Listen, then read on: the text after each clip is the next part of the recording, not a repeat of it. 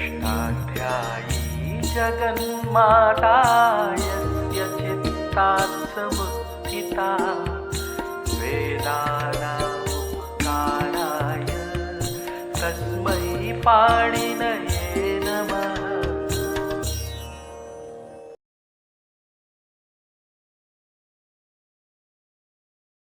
नमः पाणिनये।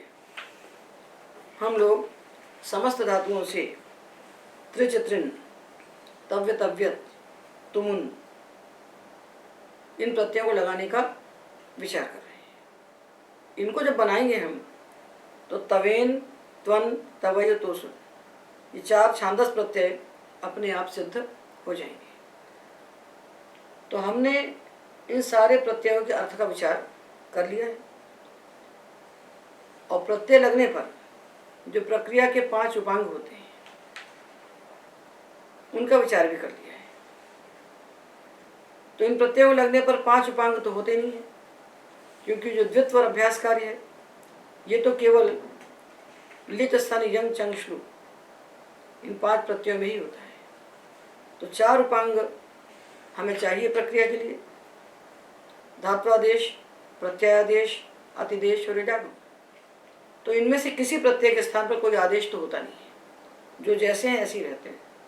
त्रिच जो है त्रि ही रहता है, तुमुन तुम ही रहता है, तब तब ही रहता है। इनके स्थान पर कोई आदेश नहीं होते।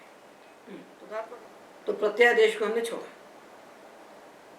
किंतु इन प्रत्ययों के परे होने पर किन धातुओं के स्थान पर कौन कौन से आदेश होते हैं उनका हमने विचार कर लिया, और अतिदेश का भी हमने विचार कर लिया, और जो सामान्य इडागम है उसका भी विचार हमने कर लिया। तो इन सारे धातुओं को हम किस क्रम से बैठाएं कि सारे धातुओं को निष्पन्न हो जाए, एक भी न छूटे। तो हमने धातुओं के पहले 2 हिस्से किए, अजंत और हलंत। और अजंत धातुओं के हमने कितने हिस्से किए, जितने अच्छे। तो आकारांत धातु पहला वर्ग। कौन से आकारांत? 9 गणों। देखिए इस पुस्तक के आदि में धातु पाठ है, ये विलक्षण धातु पाठ है। ये हमने आधातु प्रत्ययों के लिए बनाया है। ये 12 पृष्ठ से आरंभ हो रहा है। इसमें हमने 9 गण के सारे धातुओं को मिला दिया एक साथ। 9 गण के सारे आकारांत हमने लिख दिए आदि में 1 से 66 तक। उसके बाद 9 गण के सारे इकारांत लिख दिए, फिर 9 गण के सारे उकारांत लिख दिए, फिर 9 गण के ऋकारांत लिख दिए, फिर 9 गण के दीर्घ ऋकारांत लिख दिए। इस प्रकार से हमने सारे अजंत धातु को लिख दिया। और जो एजंत धातु हैं जिनके अंत में एच है, ए ओ आई ओ, इनको हमने आकारांत के साथ मिलाकर लिख दिया। ऐसा क्यों किया? क्योंकि हमने पढ़ा है कि जो एजंत धातु है उपदेशावस्था में उनके स्थान पर आकार आदेश हो जाता है। आदेश उपदेशेषिति। ये आदेश शित प्रत्यय पर होने पर नहीं होता, तो आधातु प्रत्यय तो शित होते नहीं है। तो किसी भी आधातु प्रत्यय के परे होने पर जो भी एजंत धातु हैं वो सब आकारांत हो जाएंगे। सारे आधातु प्रत्ययों के परे होने पर सारे एजंत धातु आकारांत हो जाएंगे, तो उनको हमने इसी मिला दिया। तो देखिए 66 तक धातु लिखे हुए हैं आकारांत। उसके बाद 120 तक ईकारांत धातु हुए। उसके बाद 172 तक उकारांत धातु है। फिर 173 से लेकर के 203 तक ऋकारांत धातु है। फिर 204 से लेकर के 223 तक दीर्घ ऋकारांत धातु है। इस प्रकार हमने बंटवारा कर दिया। अब आप एक धातु ग्रुप बनाएंगे तो सब अपने आप बन जाएंगे, सब बन जाएंगे अपने आप, एकदम स्पष्ट दिखाई पड़ेगा। तो आकारांत, इकारांत, उकारांत, ऋकारांत और रीकारांत इतने ही वर्ग बनेंगे अजंत धातुओं के। ये एजंत नहीं बनेगा, क्योंकि जितने अजंत धातु हैं ये सारे के सारे आदेश उपदेशेषित सूत्र से आकारांत बन जाएंगे। जैसे ध्याई ध्या, ग्लई ग्ला, म्लई म्ला, वे वा, व्ये व्या। इसलिए आधातु प्रक्रिया में आपको एजंत धातु का विचार नहीं करना है। कहीं नव्य लिट इत्यादि जो लिट में आएगा उसकी बात अलग है, अन्यथा आवश्यकता नहीं है। जितने भी कृदंत हम बना रहे हैं इनमें किसी में आपको एजंत धातु को रखना ही नहीं है। जितने एजंत आएंगे उनको पहले आकारांत बनाइए, फिर आगे कोई प्रत्यय लगाइए। पहले आकारांत बना लेना है, बाद में प्रत्यय लगाना है। ऐसा नहीं कि प्रत्यय लगाने के बाद आकारांत बनाना है, पहले उनको आकारांत बना लेना है, बाद में प्रत्यय लगाना है। और उसके बाद हमने विभाजन किया है अनिज हलंत धातु, फिर सेठ हलंत धातु, फिर निजंत धातुओं से सारे प्रत्यय लगाना, सन्नत धातुओं से सारे प्रत्यय लगाना, निजंत धातुओं से सारे प्रत्यय लगाना, जिनका विचार हम कर रहे हैं। और क्यच क्यं क्यश प्रत्ययों से बने हुए धातुओं से ये प्रत्यय लगाना, त्रिच त्रिन तुम तव्य तव्यत इत्यादि। तो ऐसा करने से सारे धातुओं से ये सारे प्रत्यय अपने आप सिद्ध हो जाएंगे। 9 प्रत्ययों को लेकर हम विचार कर रहे हैं, पर हमको उदाहरण केवल त्रिचित्रण का एक बताएंगे, तव्य तव्यत का एक बताएंगे और तुम का एक बताएंगे, उदाहरण 3 बताएंगे और रूप आपके सिद्ध होंगे 9। तो हमने अतिदेश को जान लिया और धात्वादेश को जान लिया। प्रत्यादेश होता नहीं है, द्वित्वाभ्यास कार्य की आवश्यकता नहीं है। और इडागम सामान्य रूप से हमने जान लिया और सामान्य इडागम के साथ विशेष इडागम का विचार कर लिया और हमने अंगों के विभाजन कर लिए। अब हम आकारांत धातुओं से लेकर के इन प्रत्ययों को लगाने की विधि का आरंभ करते हैं। सबसे पहले हम ये विचार रखें कि धातु से जब भी हम ये प्रत्यय लगाएं, त्रिच त्रिन तव्य तव्यत तुमुन, ये सारे के सारे प्रत्यय सेठ है, भलादि आधा तुम से सेठ है।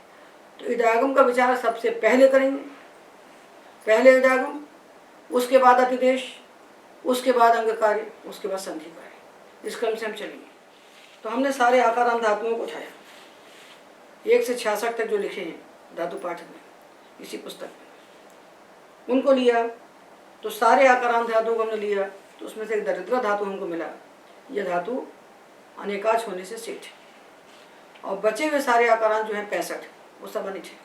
तो पहले दरिद्रा के रूप में बनाए। तो दरिद्रा के लिए एक वार्तिक हम पढ़ते हैं, दरिद्राते राग धातु के विवक्षित आल लोपोवाच्य। दरिद्रा धातु से जब किसी आधातु प्रत्यय लगाने की विवक्षा करते हैं तभी दरिद्रा की आकालोप हो जाता है।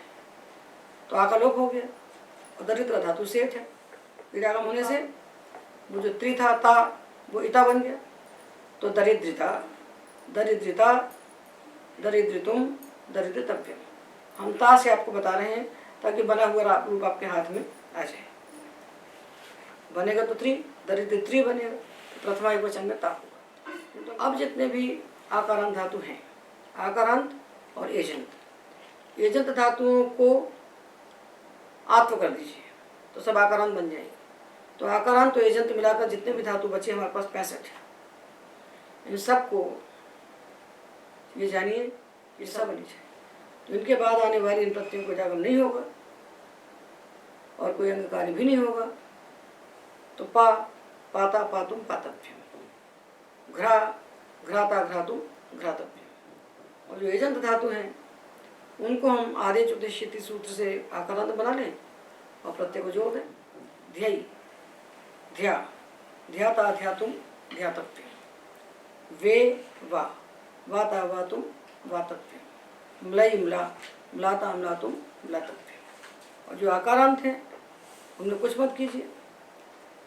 वा, वाता, वातुम, वातव्यम, घ्रा, घ्राता, घ्रातुम, घ्रातव्यम। इस प्रकार हमने सारे आकारांत धातुओं में ये तकार आदि अकित सेठ प्रत्यय लगा दिए। ये सेठ हैं और अकित हैं और तकार आदि हैं तो इडागम के योग्य हैं।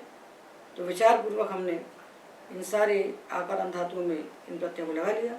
एक धातु सेठ है दरिद्र, बाकी 65 धातु अनिट है। अब हम इकारांत धातुओं को लेते हैं। इनमें हम अनिट और वेट धातु के रूप पहले बना लेंगे और जो बचे हुए रहेंगे सेठ उनके रूप अंत में विचार पूर्वक निष्पन्न कर लेंगे। तो इकारांत धातुओं में हम जानते हैं कि श्री और श्वी 2 धातु सेठ है। सेठ धातु में इता, इतुम, इतव्यम लगाइए। अनिट धातु में ता, तुम, तव्य लगाइए। श्री, इट, तुम, गुण किया तो श्रेय, आयादेश किया इचो या से तो श्रय, श्रयितुम, श्रयिता, श्रयितुम, श्रयितव्यम, श्वी, श्वे, श्वय, श्वयिता, श्वयितुम, श्वयितव्यम। अभी विशेष धातु आते हैं इकारांत में। मीनाति मिनोति दींघाम ल्यपि च। मी हिंसायाम, दुमी प्रक्षेपणे और दींग क्षय, ये धातु है तीन। मीनाति मिनोति, इनके लिए सूत्र है मीनाति मिनोति दींघाम ल्यपि च। इन धातुओं को एज विषयता में आत्व होता है और ल्यप परे होने पर भी होता है, तो ल्यप की तो यहाँ हमको आवश्यकता है। और यह एज विषयता है। एज विषयता कब होती है? जब प्रत्यय कित नहीं होता, तो एज विषयता होती है। गुण होगा, ये वृद्धि होगी, तो इनको आत्व हो गया। तो मी को हो गया माँ, तो माता मातुम मातव्यम। और दी को हो गया दा, तो दाता दातुम दातव्यम। अब जो इकारांत धातु बचे, ये सब अनिट है, ये सब अनिट है। तो इनको साधातु आधातु की ओर से हम गुण करेंगे और प्रत्यय को जोड़ देंगे, क्योंकि ये सारे धातु अनिट है। तो ची चेता चेतुम चेतव्यम, जी जेता जेतुम जेतव्यम। इंग अध्याय में जो अधि उपसर्ग पूर्वक होता है, अध्येता अध्येतुम अध्येतव्यम। अब हम ईकारांत धातु लेते हैं। तो ईकारांत में दीधी और वेवी, ये दो धातु तो अनेकाच है और सेठ है। अनेकाच होने के कारण सेठ है, किंतु इनके लिए अंगकार विशेष है। दीधी वेवी टाम, दीधी और वेवी धातुओं को गुण नहीं होता। गुण निमित्तक प्रत्यय परे होने पर भी इनको गुण वृद्धि होते ही नहीं है, न गुण होता न वृद्धि होती है। तो इनके बाद जब तुम त्रिश इत्यादि प्रत्यय आएंगे तो इनको गुण नहीं होगा। वृत्त प्रत्यय आएंगे तो वृद्धि नहीं होगी। न साधातु का आधातु की ओर से गुण होगा और न चोनीति से वृद्धि होगी। इनको गुण वृद्धि होते ही नहीं है। अब नहीं हुए। और प्रत्यय तो है सेठ, क्योंकि धातु सेठ है। दीदी वेवी धातु सेठ है, सेठ धातु है, तो इडागम हो गया। अब ई के बाद ई आया और दीदी वेवी टाम ने गुण का निषेध कर दिया, तो जो गुण प्राप्त था साधातु का आधातु की ओर से वो नहीं हुआ। अब क्या प्राप्त हो रहा है? यहाँ प्राप्त है एर अनेकाचो संयोग पूर्वस्य से यण प्राप्त है। अनेकाच असंयोग पूर्व इकारांत धातु है, ये आजादी प्रत्यय है। तो एर अनेकाचो संयोग पूर्वस्य से इसको यण प्राप्त है, उसको बाध करके सूत्र आएगा ये वर्णयोर दीधी वेव्यो हो। ये कहता है यकारादि और इकारादि प्रत्यय परे होने पर दीधी वेवी के ई का लोप हो जाता है। तो दीधितुम दीधिता दीधितुम दीधितव्यम, वेविता वेवितुम वेवितव्यम।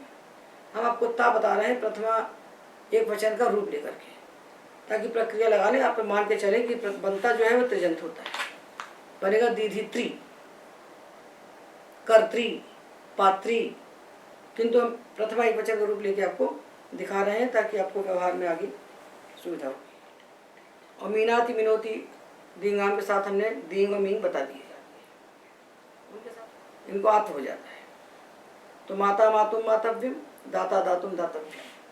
और लिंग श्लेषण और ली श्लेषण धातु, इनको विभाषा लिए थे सूत्र से एज विषयता में विकल्प से आत्म होता है। तो जब आ हो गया तो विलाता विलातुम विलातव्यम, और जब आ नहीं हुआ तो गुण हो गया साधातु का आधातु की ओर से, तो विलेता विलेतुम विलेतव्यम। अब दो धातु एकाच ईकारांत में सेठ है, ढींग और शींग। डागम होगा, इनके बाद आने वाले प्रत्यय को डागम होगा। तो शी शे शय शयिता, डी डे डय दयिता, शयिता शयितुम शयितव्यम, दयिता दयितुम दयितव्यम। साधातु का आधातु को गुण किया और ये जो अयवयव से आयादेश किया। इनके अलावा जितने इकारांत ईकारांत धातु बचे वो सब अनिच है।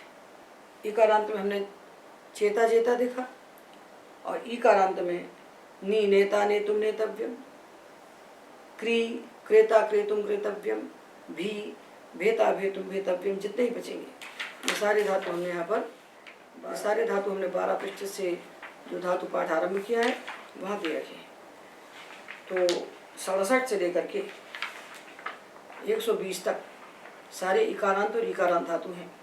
इनके रूप हमने निष्पन्न कर लिए। इनमें हमको कितने धातु से एक मिले? ह्रस्व इकारांत में श्री अश्वी, और दीर्घ इकारांत में दी और शी, और दीदी बेबी तो अनेकाक्ष है इसलिए सेठ ही, वो अनेकाक्ष होने से सेठ है, तो 6 मिले, बाकी सब बने 6। अब हम उकारांत धातुओं में इन प्रत्ययों को लाते हैं। तो पहले हम लेते हैं ऊर्णु धातु। ऊर्णु धातु अनेकाक्ष है इसलिए सेठ है, तो इसके परे आने वाले इन प्रत्ययों को इडागम अवश्य होगा, सेठ है। किंतु इसके लिए हमने अधिदेश पढ़ा है विभाष ऊर्णु हो। ऊर्णु धातु के बाद आने वाला जो सेठ आधातु प्रत्यय होता है वो विकल्प से गित होता है। ये ऊर्णु है, इडागम तो हो जाएगा, धातु सेठ। प्रत्यय जब गित नहीं होगा तो इसको धातु के ऊ को सा धातु का धातु के उसे गुण होगा, और ये जो यवा से अब होगा। तो ऊर्णु, ऊर्णो, ऊर्णव, ऊर्णविता, ऊर्णवितुम, ऊर्णवितव्यम। और जब ये प्रत्यय गित हो गया तो किंगिति चाने गुण का निषेध कर दिया। अब क्या होगा? अब अचिष्ण धातु ध्रुवाम योर यंग वंगों से इसको उभंग हो जाएगा, तो बन जाएगा ऊर्णु, ऊर्णुविता, ऊर्णुवितुम, ऊर्णुवितव्यम, दो रूप बने। इसलिए प्रक्रिया में हमको अतिदेश का विचार करके प्रक्रिया में चलना है। अतिदेश बहुत बड़ा अस्त्र है प्रक्रिया का। अतिदेश का विचार कीजिए कि जो प्रत्यय सामने बैठा है जैसा दिख रहा है, अतिदेश तो उसको बदल देता है। प्रत्यय तो गित नहीं दिख रहा था, अतिदेश ने उसको विकल्प से गित कर दिया, तो गित हो गया तो गुण नहीं हुआ, उभंग हो गया। जब गित नहीं हुआ तो गुण हो गया, अबादेश हो गया। इडागम में हमने 6 ह्रस्व उकारांत धातु पढ़े हैं जो सेठ है। यूरू नु, स्नू क्षु क्षु, 6 सेठ हैं। तो इनके बाद जब प्रत्यय आएगा तो इसको इडागम हो जाएगा। तो नु और प्रत्यय आया, इता इतुमितव्यम, गुण किया सा धातु का धातु की ओर से, ये चो यवा से अवादेश किया, तो नविता नवितुम नवितव्यम, रु रविता रवितुम रवितव्यम, स्नु स्नविता स्नवितुम स्नवितव्यम, क्षु क्षविता क्षवितुम क्षवितव्यम, क्ष्णु क्ष्णविता क्ष्णवितुम क्ष्णवितव्यम, यु यविता यवितुम यवितव्यम। ये 6 धातु तो सेठ हो गए, बाकी सब अनिच है। ह्रस्व उकारांत में 6 से बचे हुए सारे धातु अनिच हैं, तो उनके बाद आने वाले बलादि धातु प्रत्यय को इडागम नहीं होगा। किंतु उनमें से 3 धातु निकल आए, कु, ध्रुव और कुंग। ये 3 निकल आए ह्रस्व उकारांत में, और नु आएगा दीर्घ उकारांत में। कुटादि धातुओं में से ये 4 धातु उकारांत है, 3 ह्रस्व उकारांत है, 1 दीर्घ उकारांत है। सूत्र है गांग कुटादिभ्यो युनिन गित, गांग कुटादिभ्यो युनिन गित। गांग धातु, गांग यानी इंगादेश, और कुटादि जो 35 धातु है, इनके बाद आने वाले गीतों से भिन्न प्रत्यय गित हो जाते हैं। तो ये जो प्रत्यय है त्रिचतेन तुमंतव्य, ये सब गीत से भिन्न है, तो सब गित हो गए, ये गित हो गए। ऊर्णु के बाद तो विकल्प से गित हुए थे, इनके बाद ये नित्य गित हो गए। अब गित हो गए तो क्या होगा? गुण नहीं हो, तो गु गुता गुतुम गुतव्यम, ध्रुव ध्रुता ध्रुतुम ध्रुतव्यम, कु कुता कुतुम कुतव्यम। तो ये जो कुटादि धातु हैं, इनमें 3 धातु ह्रस्व उकारांत और 2 धातु दीर्घ उकारांत पढ़े गए हैं। कु गु ध्रुव ये 3 ह्रस्व उकारांत हैं, और नु और धु ये 2 दीर्घ हैं उकारांत। इनको गुण नहीं होगा, तो ह्रस्व उकारांत धातु गुण नहीं हुआ, अनिज भी है, ह्रस्व उकारांत अनिज भी है। तो गुता गुतुम गुतव्यम, कुता कुतुम कुतव्यम और ध्रुता ध्रुतुम ध्रुतव्यम, इनसे बन गए। अब हम ऊकारांत धातुओं की बात करते हैं। तो जो ऊकारांत धातु हैं जिनका जो दीर्घ ऊ है, इनमें सूति, सूयति और धुई, तीन तो वेट है। तो धुई कहने से धुई कंपनी वेट होगा, और तुदादिगण का धू विधुने ने सेठ रहेगा, वो वेट नहीं होगा। पहले इडागम को विचार करें तो तीन होगा वेट। तो इडागम हो चाहे इडागम ना हो, उदादि नहीं है तो गुण होगा। तो धुई, धविता धवितुम धवितव्यम, इडागम ना होने पर धोता धोतुम धोतव्यम। सु, सविता सवितुम सवितव्यम, इडागम ना होने पर सोता सोतुम सोतव्यम। दोनों सु से एक ही प्रकार से बनेगा। किंतु जब कुटादिगण का धू धातु आएगा तो ये सेठ है, ये वेट नहीं है। किंतु इसके बाद आने वाले सारे के सारे प्रत्यय गित हो गए, गान कुटादिभ्य सूत्र से। जब गित हो गए तो गुण नहीं हुआ। तो इडागम तो हो गया, गुण नहीं हुआ। इडागम होने से प्रत्यय आजादी हो गए, आजादी होने से गुण न होने पर क्या करेंगे? अचिष्ट धातु भ्रुवाम योर यम उभंग सूत्र से हम इस ऊ को उभंग आदेश करेंगे। तो धुविता, धुवितुम, धुवितव्य, एक ही बनेगा रूप। और सूति सूयत धुएं में दो रूप बनेंगे। तो यहाँ जो पुस्तक में लिखा है 212 पृष्ठ पर कि उकारांत धातु में सारे धू धातु वेट होते हैं, ये गलत है। इसका शोधन कर लीजिए कि धुई कंपनी वेट है, धुई वेट है। तो जो कुटादि का धू है, इससे एक रूप बनेगा धुविता, धुवितुम, धुवितव्य। और जो वेट धातु है धुई है, इससे दो बनेंगे, धोता, धोतुम, धोतव्य। और धविता, धवितुम, धवितव्य। धुई से दो, दोनों में गुण होगा, क्योंकि धुई धातु कुटादि नहीं है। और धू विधुने ने कुटादि है, उसको गुण नहीं होगा। इडागम नित्य होगा और गुण नहीं होगा। अब देखिए, पहले कुटादिगण का नू धातु लिया। नू, ये नू दीर्घ उकारांत धातु है। तो दीर्घ उकारांत सारे सेठ होते हैं, तो नू भी सेठ है, किंतु कुटादि है, इसलिए इसके बाद आने वाले प्रत्यय जो यत्र से भिन्न है वो गित हो जाएंगे। तो ये सारे प्रत्यय यत्र से भिन्न है, तो गित हो गए। गित होने से नू को गुण नहीं हुआ, क्योंकि से निषेध कर दिया। और इडागम हो गया है, सेठ होने के कारण प्रत्यय आजादी हो गया। तो आजादी होने से अचिष्ट धातु भ्रुवाम योर यम सूत्र से नू के ऊ के स्थान पर उभंग हो जाएगा। तो नू, नुव, नुविता, नुवितु, नुवितव्य। अब धातु लेते हैं भ्रू। तो भ्रू धातु को भ्रू वची से वच आदेश हो जाता है। तो वच हो गया तो चकार को चोकू किया हमने, वच अनिच है, तो वक्ता, वक्तुम, वक्तव्य। और बचे हुए जो ऊकारांत धातु हैं वो सब के सब सेठ हैं, तो प्रत्यय को इडागम करेंगे, धातु के ऊ को गुण करेंगे, ये चोयवायावा करेंगे। तो भू, भो, भव, भविता, भवितुम, भवितव्य। पू, पो, पव, पविता, पवितुम, पवितव्य। इसी प्रकार सारे उकारांत धातु को बना लें और जाने कि हमने सारे उकारांत धातु जितने पढ़े हैं 9 गुणों के भीतर, उन सब के रूप हमने निष्पन्न कर लिए। ये सारे उकारांत धातु पढ़े गए हैं 121 से लेकर 172 तक। तो आकारांत, इकारांत, उकारांत, इन तीनों के रूप हमने निष्पन्न कर लिए। अब धातु आए ह्रस्व ऋकारांत।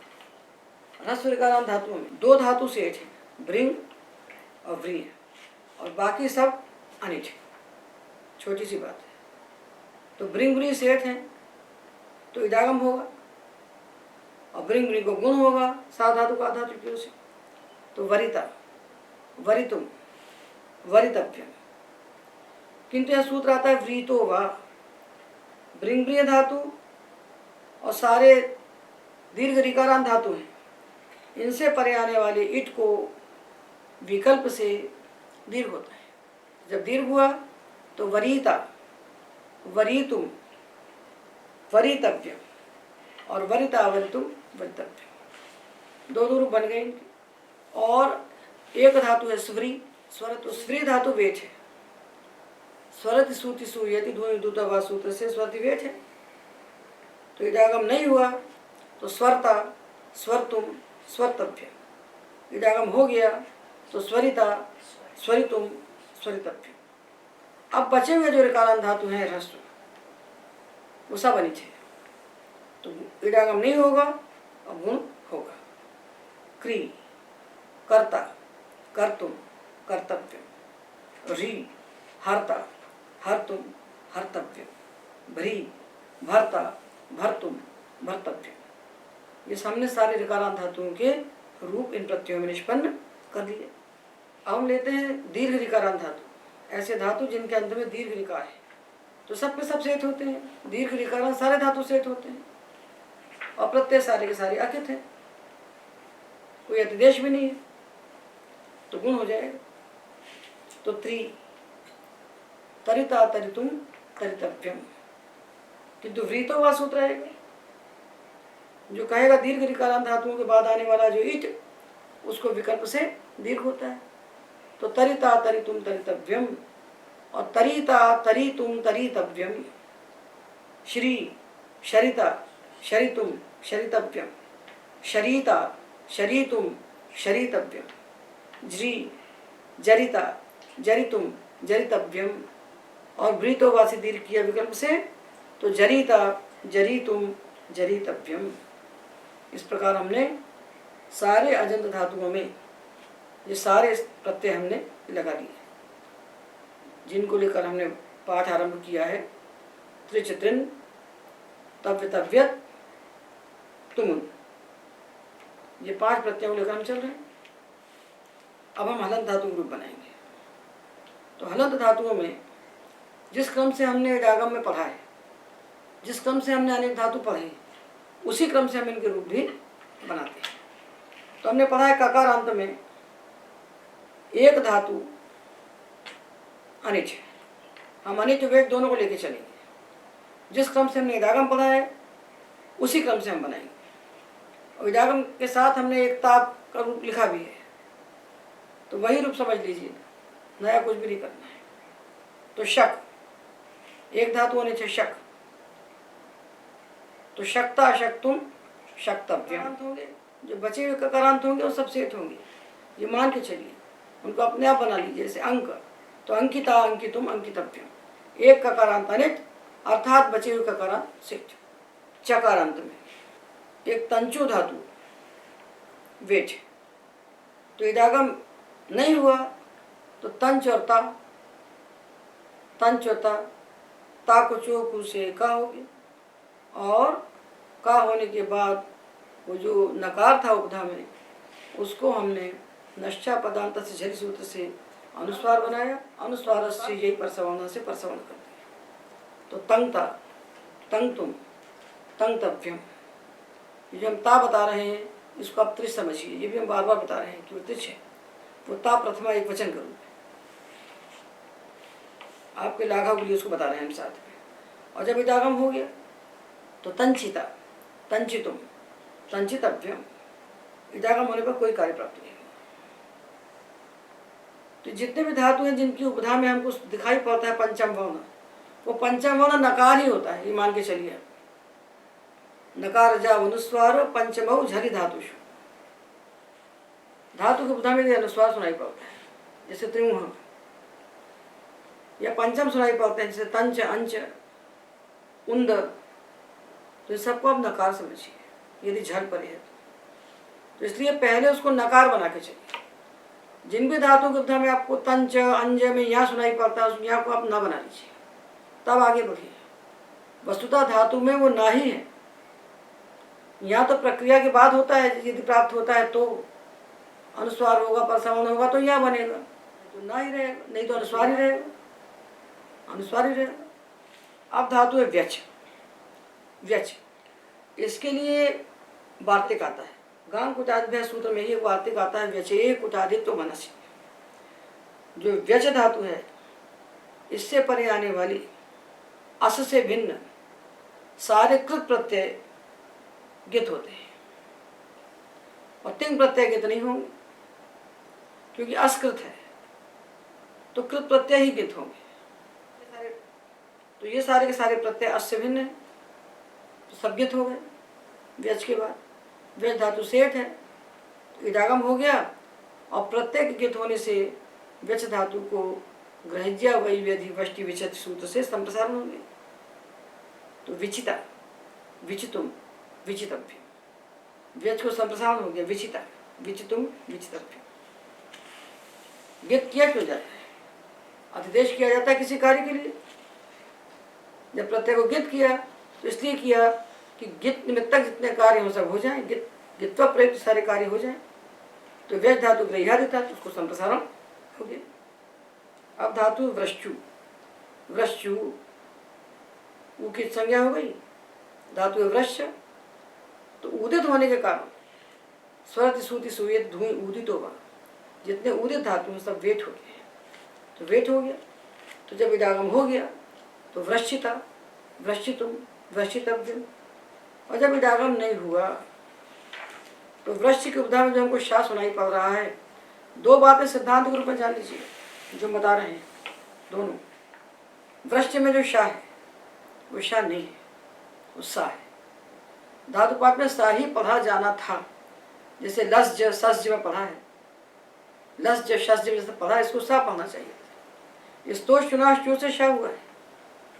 अब जब इसने मैं ता प्रत्यय लगाया, इडागम नहीं हुआ, तो हमको भ्रष्ट भ्रज से चा को शाह प्राप्त होगा, चा को शाह होगा।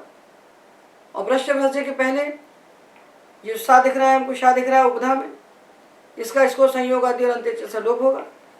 शाह बना रहेगा तो लोप कैसे होगा? इसलिए भ्रष्ट धातु वृश्च है, तो पहले इसको संयोग आदि और अंत्य सूत्र से इस सकार का लोप कर दीजिए। संयोग आदि सकार ककार का लोप होता है झल परे होने पर पदांत में।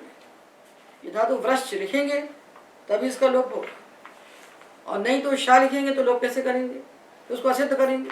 इस तोष चुनाशु तो 8-4 का है और ये 8-2 का, तो इसकी दृष्टि में वो है ही नहीं, इसलिए इसको वृश्च लिखिए।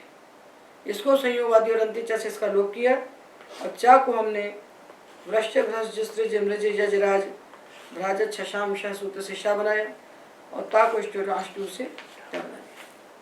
वृष्टा, वृष्टुम, वृष्टव्य। और जब इडागम हो गया तो वृश्चिता, वृश्चितुम, वृश्चितव्यम। इडागम हो जाएगा तो उसके बाद ये सा है तो शुनाश्चू से शाह बन जाएगा, क्योंकि वहाँ कोई बाधक नहीं है। और यहाँ तो ये बैठा है, इसको अलोप करना है।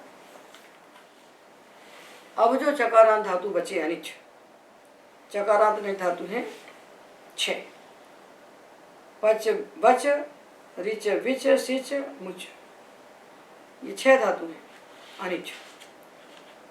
तो इनको इडागम नहीं होगा, इडागम नहीं होगा। और उपधा में जो एक है उसको गुण हो जाएगा। किससे होगा?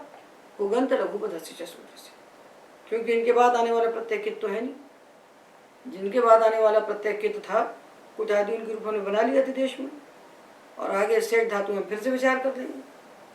तो धातु अनिच है, इनके बाद आने वाले इन प्रत्ययों को, तकार आदि प्रत्ययों को इडागम नहीं होगा, अब गुण हो जाएगा। तो रिच रेखता रेक्तुम रेक्तव्यम, विच वेक्ता वेक्तुम वेक्तव्यम, सिच सेक्ता सेक्तुम सेक्तव्यम, मुच मोक्ता मोक्तुम मोक्तव्यम। और पच बच में कोई कार्य नहीं प्राप्त है तो पक्ता पक्तुम पक्तव्यम, और वक्ता वक्तुम वक्तव्यम। ये हमने सारे अनिच और वेट चकारांत धातु के रूप निष्पन्न कर दिए। छकारांत में एक ही धातु अनिच, प्रच्छ, प्रच्छ, ये प्रच्छ। इसके बाद प्रत्यय आया त्रिच, तुमुंतव्य, जो भी तकार आदि प्रत्यय आए तो इडागम नहीं होगा, अनिच है। तो इच्छा और छा को मिलाकर छो शूज अनुनासिक के सूत्र से इसको हो जाएगा ताला विषय। उसके बाद भ्रष्ट भ्रज सूत्र से इसको हो जाएगा मूर्धन ईशा, इसको हो जाएगा ट, प्रष्टा प्रष्टुम प्रष्टव्य। अब हम जकारांत धातुओं में ये तकारादि अकित प्रत्यय लगा रहे हैं। तुमुन तव्य तव्य त्रिच त्रिन इत्यादि जो तकारादि अकित प्रत्यय हैं, इनको हम जकारांत धातु में लगाएंगे। क्रम से चल रहे हैं, हमने चकारांत में लगाए और छकारांत में लगाया। अब हम लगा रहे हैं जकारांत धातुओं में। तो पहला विचार तो हम ये करें कि प्रत्यय जो है ये अर्धातुक हैं और सेठ हैं, तो इनको इडागम हो सकता है। कब हो सकता है? जब धातु सेठ होगा तो जब प्रत्यय सेठ होता है तो हम पहले इडागम का विचार करते हैं। तो हमने पढ़ा है कि जकारांत धातुओं में 15 धातु अनिट है, 15 धातु अनिट है। तो पहले हम 15 धातु के रूप बनाएंगे, उसके बाद वेट के बनाएंगे और फिर सेठ के बनाएंगे। तो 15 धातु अनिट है। तो इन धातुओं के सामने जब हम प्रत्यय को बैठाएंगे तो अनिट है तो इडागम नहीं होगा। तो हम क्या करेंगे? तुरंत संधि करना शुरू कर देंगे क्या? नहीं करेंगे। पहले क्या करेंगे? विचार करेंगे कोई अंग कार्य प्राप्त है क्या। यदि अंग कार्य प्राप्त है तो पहले अंग कार्य करेंगे और बाद में संधि करेंगे। तो जकार के लिए संधि हम कैसे करें? तो जकार के लिए हम संधि के 2 सूत्र जानते हैं। एक जानते हैं कि चवर्ग के स्थान पर कवर्ग होता है, झल परे होने पर पदंत। और दूसरा सूत्र है वृश्च भ्रज स्त्रिज मृज यज राज भ्रज छशांशा। इस वृश्चादि सूत्र में पढ़ेंगे जितने धातु हैं इनको शाह होता है। और ये वृश्च भ्रज सूत्र जो है ये चौकू का अपवाद है। तो क्या करना चाहिए हमको कि वृश्चादि सूत्र में जितने जकारांत धातु हैं इनके जा को तो हम बनाएंगे शाह और बचे हुए जा को हम बनाएंगे चौकू से कवर्ग करके गा, चा छा जा के स्थान पर का खा गा। तो पहले हम वृश्चादि धातुओं को लेते हैं। 15 जकारांत धातुओं में से पहले हम वृश्चादि धातुओं के रूप बनाएंगे, फिर जो बचेंगे उनको हम चौकू करेंगे। तो हम पहले ले लेते हैं धातु सृज। सृज सृज धातु है ता प्रत्यय। प्रत्यय त्रिच है, उसको आपको हम ता लगा के दिखा रहे हैं ताकि बना बनाया रूप आपके हाथ में आ जाए। वो सुबंध प्रक्रिया का विषय है। अभी प्रत्यय कितना ही है तो उपधा को गुण प्राप्त है, पहले इसको करना चाहिए, पर उसको बाध करके क्या सूत्र प्राप्त होता है? हाँ, बहुत बढ़िया। सृज दृशो झल्य मकिति से यहाँ पर अमागम प्राप्त है कि इसको अम कर दीजिए। अब जब अम किया तो अमृत है, तो मित आगम कहाँ बैठेगा? अंतिम के बाद मित चौंत्यात पर। तो यहाँ बैठ गया अम, अंतिम अक्षर री, इसके बाद बैठ गया आ। अब हुआ श्री और आ और ज। अब री के बाद आया, अब क्या होगा? इको यणचि से यम होगा। तो ये बन गया स्रज, स्रज बन गया। अब हम करेंगे संधि। तुरंत संधि नहीं किया कि देखा संधि कर दी। पहले सृज दृशो झल्य मकिति से अमागम, अमागम किया तो इको यणचि किया, अब बन गया हमारा धातु स्रज। अब हम संधि करेंगे। संधि के सूत्र सब त्रिपादी में है, 8-2 में है हल संधि के सूत्र। तो जब संधि करने हम यहाँ चले तो फिर 2 सूत्र आ गए। चो को कहता है इसको कुत्व करो और भ्रष्ट भ्रष्ट कहता है इसको शत्व करो। तो चौकू का अपवाद है भ्रष्ट भ्रष्ट। अपवाद क्या होता है? यदि चौकू यहाँ भी लग गया तो भ्रष्ट भ्रष्ट को काम करने के लिए कहीं दुनिया में जगह नहीं मिलेगी। चौकू ने तो सारे चवर्गों को कवर करने का ठेका ले लिया है। तो यदि चौकू यहाँ भी लग जाएगा तो भ्रष्ट भ्रष्ट बेचारा कहाँ जाएगा? उसके पास जगह ही नहीं बचेगी। तो ऐसे सूत्र जिनके पास काम करने के लिए जगह ही ना बचे वो अपवाद होते हैं। अपवाद वो पहले अपनी जगह ले लेते हैं और बचा हुआ छोड़ देते हैं सामान्य सूत्र के लिए। तो यहाँ भ्रष्ट भ्रष्ट ने कहा यहाँ तो हम करेंगे श। कितने धातुओं में करेंगे श? भ्रष्ट सृज मृज यज राज भ्राज। 6 जकार को हम बनाएंगे श और बचे हुए जकार को तुम बनाते रहना चौकू ग बना। तो इसको हो गया शाह। जब ये शाह हो गया तो अब क्या होगा? स्टुनाष्टु से ता को टा हो गया। स्टुनाष्टु से इसको हो गया टा। तो क्या बन गया? सृष्टा, सृष्टा, सृष्टुम, सृष्टव्यम, सृष्टा सृष्टुम सृष्टव्यम। ये सृज हो गया। ये विशेष धातु में विशेष क्या है? किसको? चो को नहीं। अब हम धातु लेंगे भ्रज। इसके चार, इससे जब प्रत्यय लगाएंगे हम तकार आदि तो दो रूप बनेंगे। तकार आदि हकित है, दो रूप बनेंगे, क्योंकि इसके लिए एक विशेष सूत्र बनाया है पाणिनि ने। भ्रजो रोपधयो, अरे वाह, भ्रजो रोपधयो रमण्यतरस्याम। भ्रज धातु का जो रा और उपधा, ये है भ, र, अ, सा और जा, ये है क्रम। भ्रज धातु की जो उपधा, ये उपधा है, और ये भ्रज धातु का रा। इन दोनों के स्थान पर क्या होता है? रम। रम, रमित है, वहाँ अम हुआ था, यहाँ रम हुआ। मित है तो कहाँ बैठेगा? अंतिम अच के बाद, अंतिम अच है आ, तो यहाँ आके बैठ गया रम का रा। अब क्या बना? भा आ रा ज, भर्ज, भर्ज बन गया। और ये होता अन्य तरस्याम। अन्य तरस्याम यानी विकल्प से, होता भी और नहीं भी होता। तो जब ये भर्ज बन गया और जब भर्ज नहीं बना तो भ्रज रहा। एक बार भर्ज में लगाएंगे प्रत्यय हम, एक बार भ्रज में लगाएंगे। तो भर्ज में ता हमने लगाया, तब क्या हुआ? भ्रज भ्रज से जा को बनाया श, और इष्टनाष्ट से इसको बनाया ट, तो बन गया भ्रष्टा। भ्रष्टा, भ्रष्टुम, भ्रष्टव्यम। अब जब हमने रम नहीं किया, जब रमागम नहीं किया, तब क्या करेंगे? अब भ्रज, इसको संयोग आदि और अंत्य च से सा का, इसको संयोग आदि और अंत्य च से सा का लोप कर देंगे, संयोग आदि सकार का लोप कर देंगे। और अब क्या करेंगे? अब भ्रष्ट भ्रज सृज मृज यज राज राज शशांश, इससे क्या करेंगे? जाको शा कर देंगे। जा को शा बना देंगे। भ्रष्ट भ्रज सूत्र इसको शा बनाया, और ता को ष्टुनाष्टु से टा, क्या बन गया? भ्रष्टा। भ्रष्टा, भ्रष्टुम, भ्रष्टव्यम, और भ्रष्टा, भ्रष्टुम, भ्रष्टव्यम। भ्रज से दो बन गए, भ्रष्टा, भ्रष्टुम, भ्रष्टव्यम, और भ्रष्टा, भ्रष्टुम, भ्रष्टव्यम। सब सृज हो गया और भ्रज हो गया। भ्रष्ट, भ्रज, सृज। अब आया मृज। मृज धातु से लगाया था, पहले अंग कार्य और बाद में संधि। मृज के लिए कौन सा अंग कार्य होगा? मृजे वृद्धि, मृजे वृद्धि। और ये किसका अपवाद है? पुगंत लघु पद से। यदि मृजे वृद्धि सूत्र नहीं होता तो पुगंत लघु पद से उपधा को गुण हो जाता, तो इसको वृद्धि कर दी। पहले अंग कार्य और अब संधि। क्या संधि हुई? भ्रष्ट भ्रज से भ्रष्ट भ्रज से शा, इसको स्तुत करके क्या? मार्ष्टा, माष्टा, मार्ष्टा, मार्ष्टुम, मार्ष्टव्यम।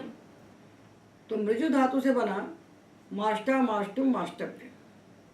पर ये जो मृजु धातु है ये अनिट नहीं है, ये वेट है। क्यों वेट है? कैसे पता चला कि वेट है? क्योंकि मृजु में ऊकित संज्ञा की है, दीर्घ ऊकित संज्ञा की है, और जहाँ दीर्घ ऊकित संज्ञा होती है वे धातु स्वरति सूति सूयति धूई उदितो वा से वेट हो जाते हैं। तो मृजु धातु से जब ये प्रत्यय आएंगे तुम तब इत्यादि, इनको इडागम हो जाएगा, तब भी मृज वृद्धि से वृद्धि तो होगी ही। तो मृज और इता वृद्धि की तो मार्जिता, मार्जिता, मार्जितुम, मार्जितव्यम। तो मृज से दो रूप बने, मार्ष्टा, मार्ष्टुम, मार्ष्टव्यम, और मार्जिता, मार्जितुम, मार्जितव्यम। ठीक है ना? ये हमने विशेष धातुओं की बात कर ली। ठीक है? भ्रश्च, भ्रज, सृज, मृज। अब आया यज। यज, यज में कोई अंगकार तो प्राप्त है नहीं है, तो अब संधि कर लो। तो क्या संधि हुई? भ्रश्च भ्रज से जाको शा हो गया। यज में भ्रश्च भ्रज से जकार के स्थान पर हुआ शकार, और ष्टुत्व करके तकार को हुआ टकार।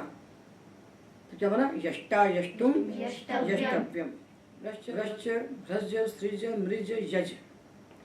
बस इतने बन गए। अब आया राज और भ्राज, इनको भी शा होना चाहिए। भ्रष्ट प्रतिष्ठा होना चाहिए ना, पर कब होता है शा? झलि पदांते, झल परे होगा तो होगा या पदांत में होगा। पर आपको एक पता है कि 15 धातु अनिट हैं, 15 धातु अनिट है ना, तो राज भ्राज उसमें पढ़े गए हैं क्या अनिट धातुओं में? अनिट जकारांत में राज भ्राज पढ़े गए हैं क्या? नहीं पढ़े गए। मतलब ये सेठ हैं, सेठ हैं तो इनको इडागम हो जाएगा, तो यहाँ इडागम बैठ जाएगा, तो राजिता भ्राजिता बन जाएगा। तो जब राज भ्राज धातुओं से हम ता प्रत्यय लगाएंगे, तुमुल लगाएंगे, तो इडागम हो जाएगा क्योंकि धातु सेठ है, तो राजिता भ्राजिता बन जाएगा। पहले इडागम, इसलिए पहले इडागम बचा, नहीं तो राज भ्राज को भी आपने शा कर दिया तो प्रयोग भ्रष्ट हो जाएगा। तो जब राज भ्राज को शा नहीं करना है तो क्यों रखा सूत्र में? तो ऐसी बात नहीं कि नहीं करना। कब करना है? जब इनके बाद झल हो या पदांत में हो। तो आधातु प्रत्यय परे होने पर तो भ्रष्ट भ्रष्य नहीं लग सकता इन दोनों धातु में, क्योंकि आधातु प्रत्यय परे होने पर उसको इडागम हो जाए। आधातु प्रत्यय जो आएगा झलादि, उसको तो इडागम हो जाएगा, क्योंकि जो झलादि होता है वलादि भी होता है। तो राज भ्राज के बाद जब हमने ता तुमुन तव्य लगाए तो उनको इडागम हो गया। तो ये तो उसके उदाहरण नहीं बनेंगे। तो इसका उदाहरण कहाँ मिलेगा?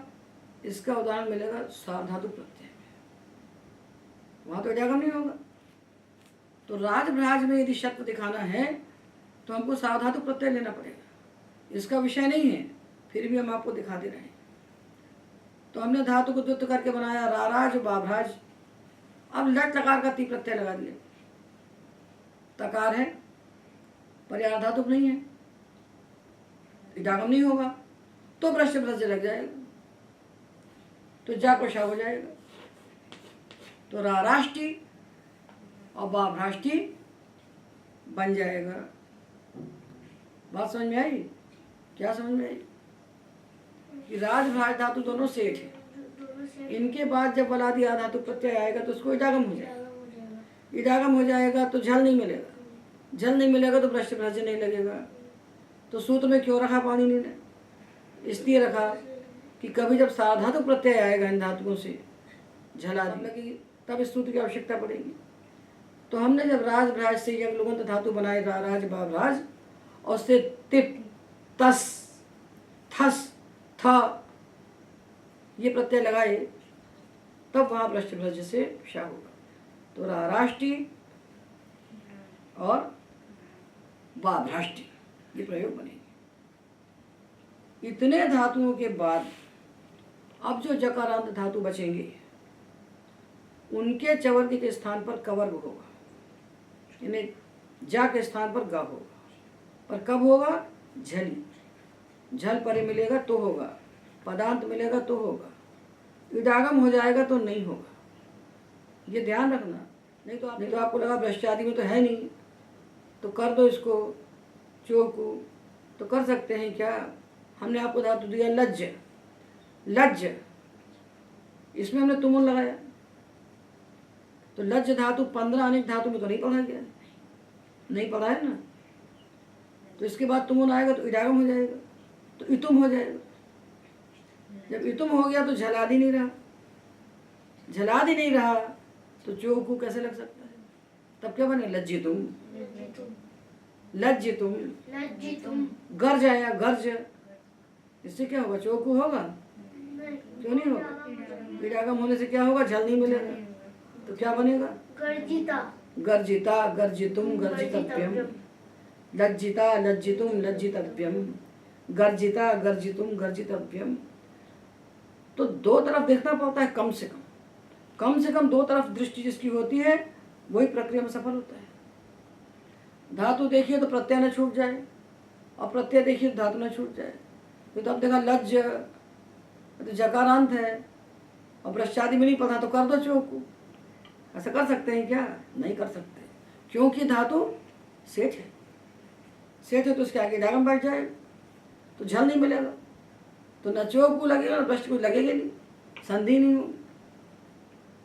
सावधानी रखिए। एकदम सावधानी रखिए, पानी में व्याकुल पाने वाली की बुद्धि हिलती नहीं है। तो अब हम बचे हुए धातुओं का विचार करते हैं। किनका? जिनमें पृष्ठ प्रसर्जन नहीं होने वाला है, उनका विचार करते हैं। मतलब जिनमें पृष्ठ प्रसर्जन नहीं होने वाला था, जिनमें चोकू से पुत्र होने वाला है, उनका विचार करते हैं। तो हम ले लेते हैं धातु मस्ज।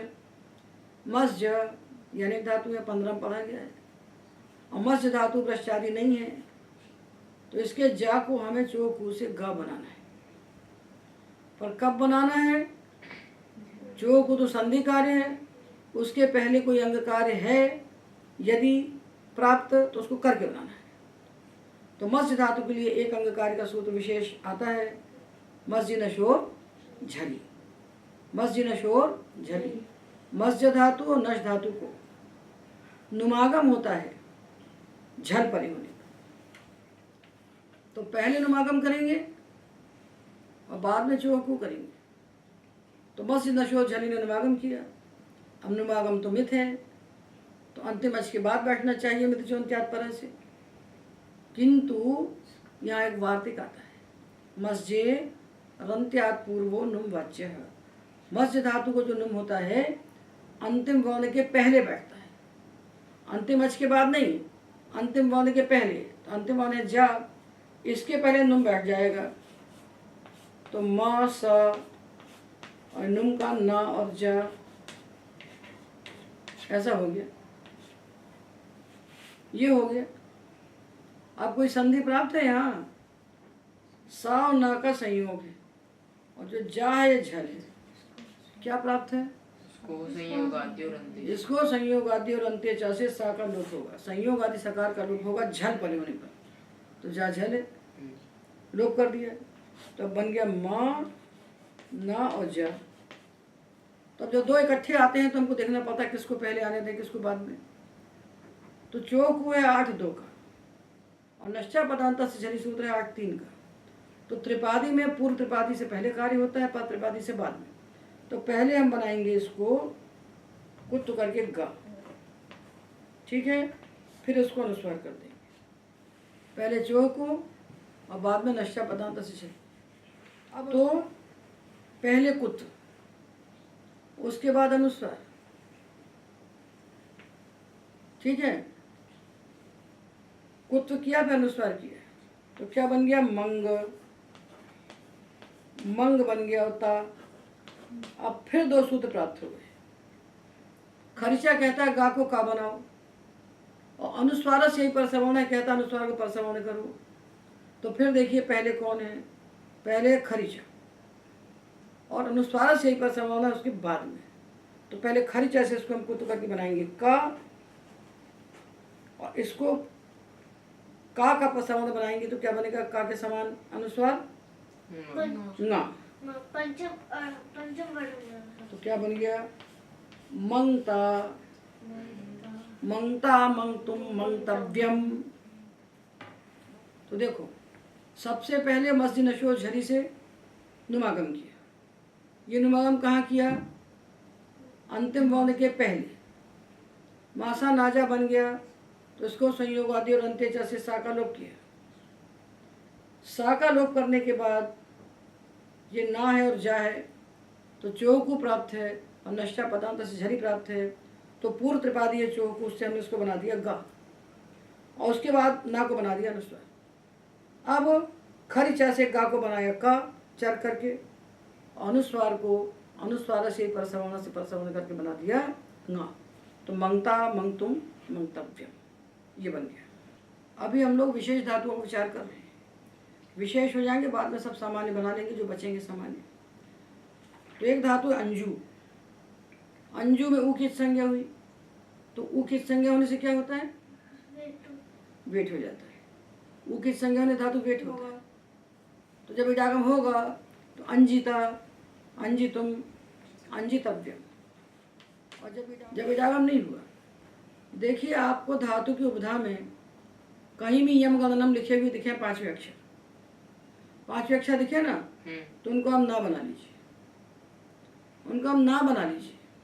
ये मान के चलिएगा सबसे पहले और ना है, तो अंजू में आपको यहाँ दिखेगा धातु पाठ में, तो आप ना बना लीजिए। ना बना लिया, चो को से जा को गा बनाया और इसको अनुस्वार बना दिया ना को, फिर खरीचा से इसको का बनाया और इसको परसवर्ण कर दिया, अनुस्वार से ही परसवर्ण, अंगता बन गया। अंज है, पहले चो को से जा को गा बनाया कुत्तु करके, फिर ना को बनाया अनुस्वार, फिर खरीचा से चर तो करके गा को का बनाया और अनुस्वार से यही परसवर्ण से अनुस्वार को का के सवर्ण बनाया तो गा बन गया। अंगता अंगतुम अंगतव्य, ठीक है ना। और जब इडागम हो गया तो अंजिता अंजितुम अंजितव्यम। हम लोग सारे जकारांत धातु का विचार कर रहे हैं, अभी अनित्य और व्यक्त धातुओं को ले रहे हैं। अब विशेष धातु है अज। अज के लिए हमने पढ़ा है धात्वादेश अजेर व्यय घाई भो। अज धातु को वी आदेश हो जाता है, वी, और ये अनित है तो इसको हमने गुण किया सा धातु का धातु क्यों से, तो वेता वेतुम वेतव्यम। तो ये जकारांत धातुओं के रूप अष्टाध्यायी सहज बोध के तृतीय भाग में 216 पृष्ठ से आरंभ हो रहे हैं। अब धातु है विज। विज ये भी जकारांत है। इसमें कौन सी विशेषता है भाई, विशेष धातु की बात हम कर रहे हैं ना, तो विज धातु तो सेठ है, ये तो अनित है नहीं, तो इडागम तो हो जाएगा विज, और इडागम हो गया तो ईता बन गया। ईता बन गया तो संधि तो होगी नहीं, जा के बाद ही आ गया, तो क्या विशेषता है, तो अतिदेश हो जाता है। एक सूत्र है विज इट। विज धातु के बाद जब इडादि प्रत्यय आता है, सेठ प्रत्यय आता है, तो ये प्रत्यय गित हो जाता है। ये गित हो गया, गित हुआ तो इसको क्या हुआ, हाँ, इसको पुगंत लघु बुधस्य गुण होने वाला था, उसका निषेध हो गया। तो विजिता विजितुम विजितव्यम, इसको उत उपसर्ग के साथ बोलते हैं। तो उद विजिता उद विजितुम उद विजितव्यम। आपको हम ता प्रत्यय बता रहे हैं, ये प्रत्यय त्रिच्छेद, इसको ध्यान रखना है। बना बनाया रूप आपको दे रहे हैं आपकी सरलता के लिए। तास आएगा तो ता ही रहेगा, त्रिच आएगा तो प्रथमा एक वचन में जाके ता बनेगा, तो हम ता दे रहे हैं। अब जो अनित जकारांत धातु बचे, अनित है और जकारांत है, उनको चौक से हम गा बनाएंगे और खरीचा से का बना देंगे, जैसे त्यज, त्यज और ता। तो चौक से जा को गा बनाया और खरीचा से गा को का बना दिया, तो त्यक्ता, त्यज त्यक्ता त्यक्तुम त्यक्तव्यम, भज भज भक्ता भक्तुम भक्तव्यम, निज क्या होगा, निज नेक्ता नेक्तुम नेक्तव्यम, पहले गुण बाद में संधि, विज वेक्ता वेक्तुम वेक्तव्यम, वेक्ता वेक्तुम वेक्तव्यम, भुज भोक्ता भोक्तुम भोक्तव्यम, भोक्ता भोक्तुम भोक्तव्यम, पहले गुण बाद में संधि, रुज रोक्ता रोक्तुम रोक्तव्यम, रोक्ता रोक्तुम रोक्तव्यम, युज योक्ता योक्ता योक्तुम योक्तव्यम। अब चार धातु रह गए, भंज रंज स्वंज और संज, चार। इनकी उपधा में ना है, ना है ना, तो अभी हमने अंगता बनाया था मंगता, वैसे ही उस ना को हम बता देंगे अनुस्वार और प्रसवण कर देंगे। तो भंज, भंक्ता भंक्तुम हाँ, भंक्तव्यम, भंज पहले चोक उसे जाको गा बनाया, फिर ना को नश्चा पदांत जली से अनुस्वार बनाया, फिर गा को खरीचा से का बनाया, अनुस्वार को अनुस्वार से परसवण करके गा बनाया। तो भंज भंक्ता भंक्तुम भंक्तव्यम, रंज रंक्ता रंक्तुम रंक्तव्यम, रंक्ता रंक्तुम रंक्तव्यम, स्वंज स्वंक्ता स्वंक्तुम स्वंक्तव्यम, स्वंक्ता स्वंक्तुम स्वंक्तव्यम, और संज संक्ता संक्तुम संक्तव्यम, संक्ता संक्तुम संक्तव्यम। ये चार बन गए और सारे जकारांत हो गए आपके, जितने अनेक थे वो भी हो गए और जो वेग थे वो भी हो गए। अब जो जकारांत बचेंगे इसके बाद लज्ज गर्ज ये सब सेठ होंगे, तो यहाँ कुछ करते नहीं है। अंग कार्य यदि प्राप्त होता है तो करके जोड़ दिया, तो गर्ज गर्जिता गर्जितुम गर्जितव्यम, लज्ज लज्जिता लज्जितुम लज्जितव्यम। इस प्रकार हमने सारे जकारांत धातुओं के रूप बना लिए। अब जा के बाद क्या आता है झ, तो झकारांत सारे धातु सेट होते हैं, सेट होते हैं, तो वहाँ कुछ करने नहीं पड़ेगा, कोई संधि नहीं होगी। झर जो रहता, झर जीता, झर जीतुम, झर जीतव्यम, ये तब बता हमने सारे अजंत, सारे कवर्गांत और सारे चवर्गांत धातुओं से तुमुन, तव्य, तव्यत, त्रिच, त्रिन इत्यादि प्रत्ययों को लगा लिया। आज के व्याख्यान में एतावदेव।